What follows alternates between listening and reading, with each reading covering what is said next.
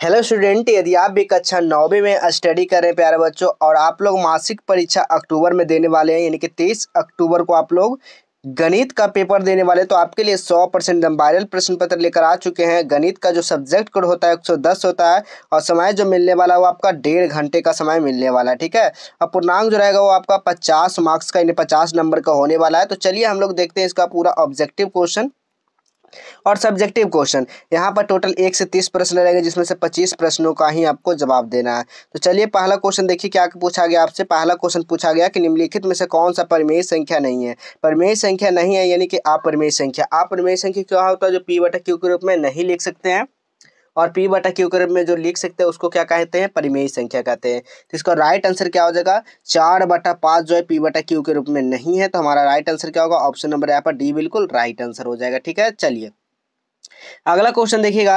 अगला क्वेश्चन है 0.125 को पी बटा क्यू के रूप में लिखने पर प्राप्त होगा। क्या होगा?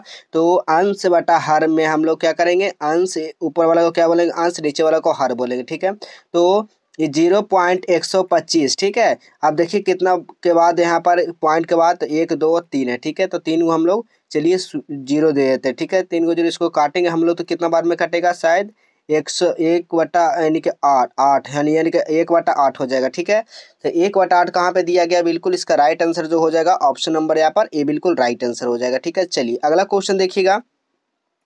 अगला क्वेश्चन है √8 का परिमेयकारी गुणज है। √8 का क्या हो जाएगा? परिमेयकारी गुणज क्या हो जाएगा? तो √8 को हम लोग परिमेयकारी गुणज करेंगे तो क्या हो जाएगा? √8 को परिमेयकारी गुणज ने दो इंटू √2 गुना हम लोग क्या करेंगे? 2 करेंगे। ठीक है, तभी तो हमारा 8 आएगा। तो हमारा राइट आंसर क्या हो जाएगा? ऑप्शन नंबर यहाँ पर बी बिल्कुल राइट आंसर हो जाएगा। चलिए अगला क्वेश्चन देखिएगा। अगला क्वेश्चन है 4 के पावर 0 गुना 9 के पावर 0 बट प्लस 13 के पावर 0 का मान क्या होगा? अब किसी भी संख्या के पावर पर अगर मान 0 होता है, उसका वैल्यू कितना होता है? 1 होता है। ठीक है, याद रखिएगा, उसका वैल्यू कितना होता है? 1 होता है। तो 1 गुना 1 प्लस 1 क्या हो जाएगा? 1 और 1 क्या हो जाएगा? 2, यानी कि 2 बिल्कुल कहाँ पर दिया गया? तो ऑप्शन नंबर यहाँ पर सी में देखने को मिलेगा, बिल्कुल राइट आंसर हो जाएगा। ठीक है, अगला क्वेश्चन देखिएगा। 17 के स्क्वायर गुना 17 का -2 क्या हो जाएगा? 17 के पावर -2। इसका राइट आंसर आपको बताना है। तो इसका एक फॉर्मूला होता है, क्या होता है? ए के पावर एम इंटू ए के पावर एन होता है। ठीक है, तो इसका मान क्या होता है? ए के पावर एम प्लस ए के पावर एन हो जाएगा। अब इसको लोग घात को जोड़ देंगे तो 17 के पावर कितना होगा? 2 2 4, यानी कि 2 - 2, यानी कि क्या हो जाएगा? 2 में से 2 प्लस माइनस खत्म, यानी कि 0 हो जाएगा। 2 में से 2 गया 0, तो 17 के पावर 0 बराबर 1, यानी कि 17 के पावर 0 आ रहा था, यानी कि इसका राइट आंसर क्या हो जाएगा? ऑप्शन नंबर यहाँ पर ए डी बिल्कुल राइट आंसर हो जाएगा। ठीक है, चलिए अगला क्वेश्चन देखिएगा। 2 के स्क्वायर के जो है ना पावर -2 है, तो इसका मान क्या हो जाएगा? ठीक है, तो यही उसी तरह का फॉर्मूला है, ए के पावर एम इंटू एन होगा। ठीक है, तो ए के पावर एम प्लस गुना में आ जाएगा। ठीक है, एन हो जाएगा। ठीक है, तो यही उसी करेंगे। 2 के पावर 2 ऊपर में गुना है तो -2 करेंगे तो कितना आ जाएगा? 2 के पावर -2 के पावर -4 इसका आंसर आ जाएगा। ठीक है, तो कहाँ पर दिया गया? 2 के पावर -4 ऑप्शन नंबर बी में दिया गया। चलिए अगला क्वेश्चन देखिएगा। 13 के पावर -8 बटा 13 के पावर 3 क्या हो जाएगा? आपको बताना ये भी उसी तरह का फॉर्मूला है। ठीक है, ए के पावर एम बटा ए के पावर एन पर आप लोग को फॉर्मूला पर बैठाना है। ठीक है, जो कि ए के पावर एम माइनस एन हो जाएगा। तो इसका वैल्यू कितना हो जाएगा? 13 का पावर कितना है? 8 - 3 जाएगा तो कितना हो जाएगा? 13 का पावर 11। ठीक है, 13 का पावर कितना? मान 11 आ जाएगा। तो कहाँ पर देख सकते हैं? 13 का पावर -11 ऑप्शन नंबर डी में देखने को मिल रहा होगा, बिल्कुल राइट आंसर होगा। अगला क्वेश्चन देखिएगा।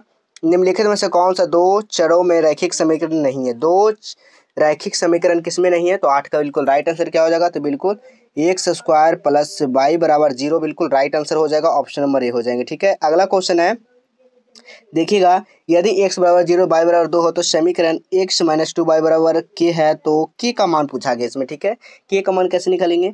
तो इसका मान क्या होगा? x - 2 y बराबर k हो जाएगा। ठीक है, तो x का मान हम लोग नहीं जानते, तो 2 गुना y का मान कितना दिया गया? 2 दिया गया। ठीक है, y का मान कितना? 2 दिया गया, तो 2 रखेंगे गुना 2 बराबर में के करेंगे। 2 दूनी 4, यानी कि y का मान भी 2 है ना, तो 2 दूनी क्या हो जाएगा? 0 - 4 बराबर के, तो के का मान क्या आ जाएगा? -4 में आ जाएगा। तो क्या हो जाएगा इसका राइट आंसर?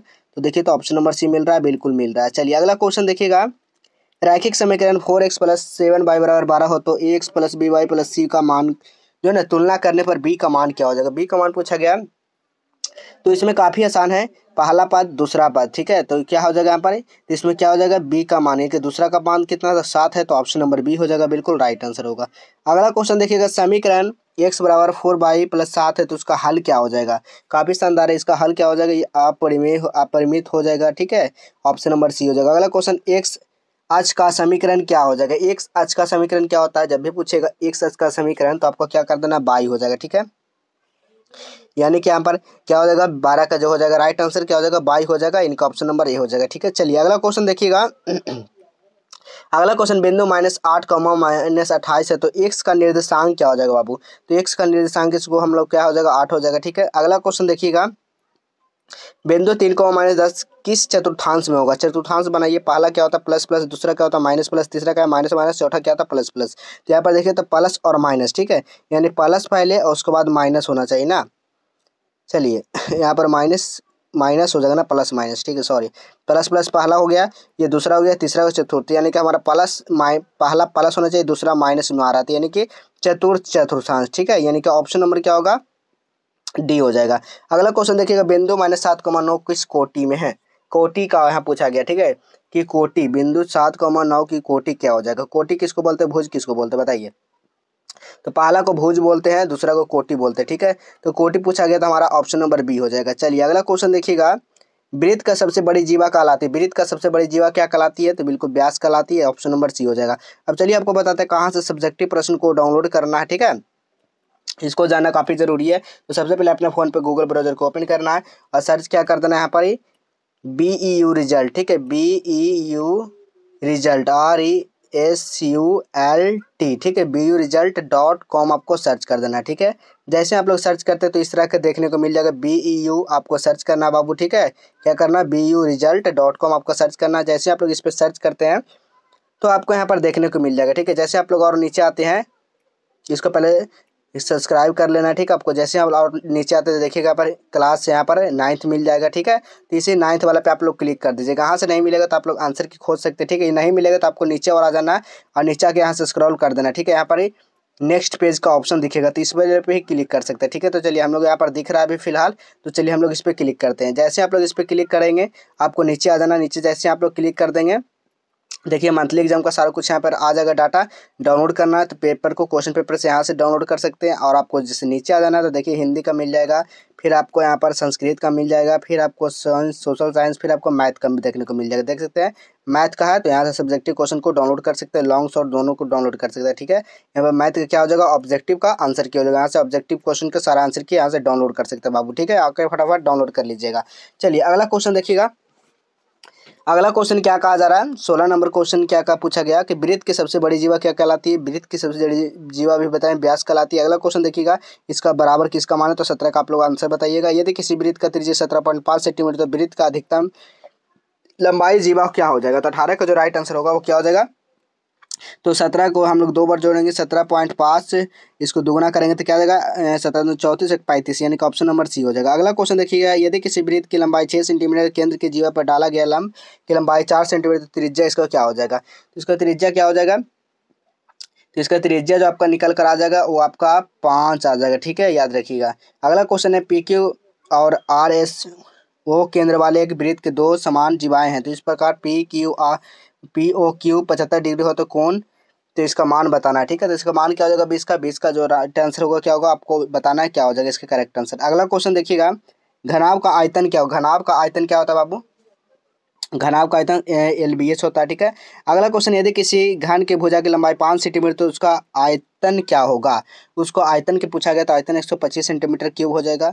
अगला क्वेश्चन देखिएगा, 8 सेंटीमीटर व्यास वाले वृत्त का क्षेत्रफल क्या होगा। तो वृत्त का क्षेत्रफल क्या होता है, पाई आर स्क्वायर हो जाएगा। तो पाई गुना 8 है यहाँ पर दिया गया है, पाई आर का मान कितना 8 दिएगा ना, तो 8 है हम लोग 2 यानी कि 4 दूनी के 4 दूनी 8 यानी कि 4 के स्क्वायर में हो जाएगा। ठीक है, तो पाई गुना 4 का स्क्वायर यानी कि कितना हो जाएगा, 16 हो जाएगा। 4 चौको 16 पाई। ठीक है, तो इसका राइट आंसर क्या हो जाएगा, ऑप्शन नंबर ए हो जाएगा। ठीक है, अगला क्वेश्चन देखिएगा, किसी बेलन के त्रिज्या की ऊंचाई दोगुनी करने पर इसका वक्र पृष्ठीय क्षेत्रफल क्या हो जाएगा। तो 24 का क्या हो जाएगा इसका राइट आंसर, तो 24 का ऑप्शन नंबर क्या होगा, सी हो जाएगा। 8 गुना हो जाएगा, क्यों हो जाएगा, क्योंकि पाई का लंबाई के इसके ब्रेक यानी कि पृष्ठ क्षेत्रफल क्या होगा। ठीक है, बेलन के पृष्ठ क्षेत्रफल क्या होता है, 2πr/h होता है। तो हम लोग इसको कितना बार करेंगे, 2 गुना पाई। ठीक है, गुना 2r गुना 2h यानी कि 2 दूनी 4 4 दूनी 8। हाँ बिल्कुल, ऑप्शन नंबर सी हो जाएगा। चलिए 25 का इसका आंसर, इसके सारा कुछ आपको बताने वाला है। इसके वेबसाइट पे। तो कैसे एक बार आओ देख लेना है, आपको बता देते हैं कैसे आपको कहाँ पर मिलने वाला है। तो सबसे पहले आपको गूगल को ओपन करना है, ठीक है, गूगल को ओपन करना है और यहाँ पर सर्च क्या करना, नालंदा हेल्प आपको सर्च कर देना, ठीक है, नालंदा हेल्प, NALANDA, ठीक है, नालंदा हेल्प आपको सर्च कर देना। जैसे आप लोग सर्च करेंगे आपको नीचे आ जाना, नीचे का देखिएगा इस तरह का इंटरफेस देखने को मिल जाएगा। तो यहाँ पर इस वाले लिंक पे आपको क्लिक कर देना। जैसे आप लोग यहाँ से क्लिक करते हैं आपको नीचे सीधा चलाना है, या तो फिर यहाँ पर आपको क्लिक करना और आंसर की पे क्लिक कर देना, ठीक है। डायरेक्ट आपको आंसर की पे जैसे आप लोग क्लिक करते हैं आपको नीचे आ जाना, देख सकते हैं 12th 11th आपको 9th मिल जाएगा। तो 9th वाले पे ऑप्शन पे क्लिक कर देना है और आपको नीचे आ जाना है। नीचे आने के बाद देखिए सब कुछ यहाँ पर भी आपको आंसर की मिल जाएगा, ठीक है। सब्जेक्टिव क्वेश्चन भी आंसर मिल जाएगा सभी को। तो देखिए आपका मैथ का है, तो मैथ के लिए आपको क्या करना होगा, यहाँ पर देखिएगा मैथ आपको लिखा रहेगा, ठीक है, class 9th math objective answer के। तो यहाँ से भी देख सकते हैं, ठीक है, और नीचे आना सब्जेक्टिव क्वेश्चन यहाँ से भी आप डाउनलोड कर सकते हैं, ठीक है। क्या कर सकते हैं, यहाँ से भी आपका सब्जेक्टिव क्वेश्चन आकर डाउनलोड कर सकते हैं। तो चलिए हम लोग इसी तरह मिलेंगे अगले नेक्स्ट क्लास में।